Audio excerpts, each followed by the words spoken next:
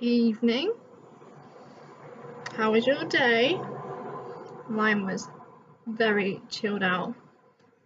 Got my England hat on, supporting our boys, but I have to say, I don't really follow football. I've forgotten it was on, to be honest, so I'm not watching it.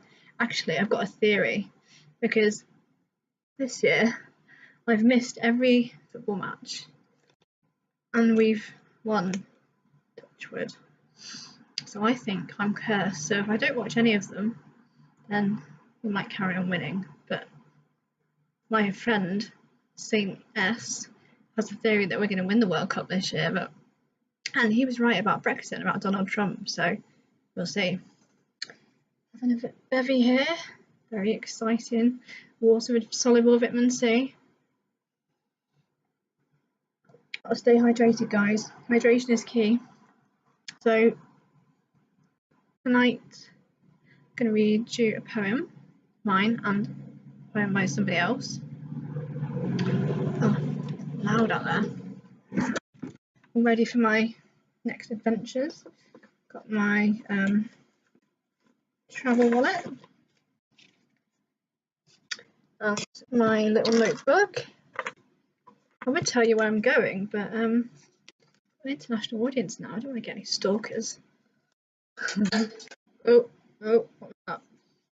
Oh, my Alice in Wonderland badge. Little badges. So, this first poem was written as part of the ARC exhibition at Chester Cathedral that I went to in October. There's an anthology coming out this month, which this one and another one called False Idol are included in, and that False Idol is an artwork by Damien Hirst. Pretty cool. Just incredible exhibition of sculptures. Could have spent all day there, which for me is quite rare because I've got a short attention span. So this poem, have I got it ready? Yes. So this, and I've been really fascinated and engaged in, I suppose you could say, in the refugee crisis recently. I think it's weird. If you go through hard times, it opens your eyes to other people. You see the light in people's eyes, or you can recognise other birds with broken wings. It's like an unspoken call. Oh, it looks weird down, so let's just a bit empty-headed really, talking about my hair when I'm talking about refugees, but my point with that was I went to an event recently related to the Share Centre, or Share Charity Shop, I can't speak, to do with displaced people, but actually got me thinking, we're all a little displaced sometimes, aren't we? You could be displaced right now, you could be sat in your home, but you could be going through an inner turmoil that nobody knows about. You might even be going through it yourself and you don't even know it yet. You just know something's not right, something in your soul is sad. There's an inner sadness that you can't explain. And eventually you'll understand it and you'll be able to work through it. And the rebel process, as I keep saying, is about mental health. And I am here for you, just as you've all been here for me. And sorry, it's airheady, but I'm going to flip my hair. I've got my elephant earrings, which reading about Thailand at the moment, seeing in the news about those boys who got trapped in the caves but they've been saved, so it was like a good rescue story. Anyway, so this poem is called The Crossing. Add it, and yes. The artwork that it was made about was called The Crossing, and it was literally a little wooden boat, similar to Noah's Ark. Okay.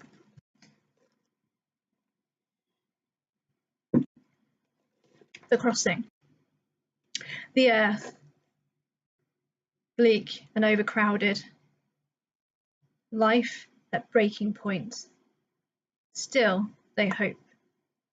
For why else would man, woman, child gather their most sacred worldly things, risk what remains of their life for a better one?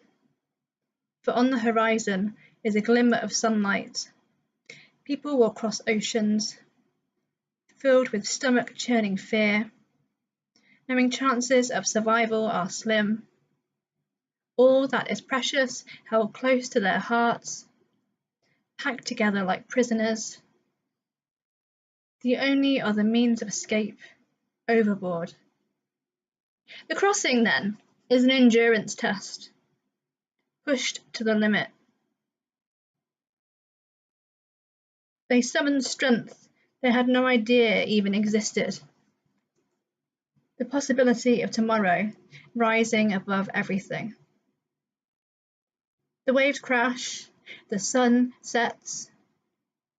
Some will fall foul of Mother Earth, buried at sea.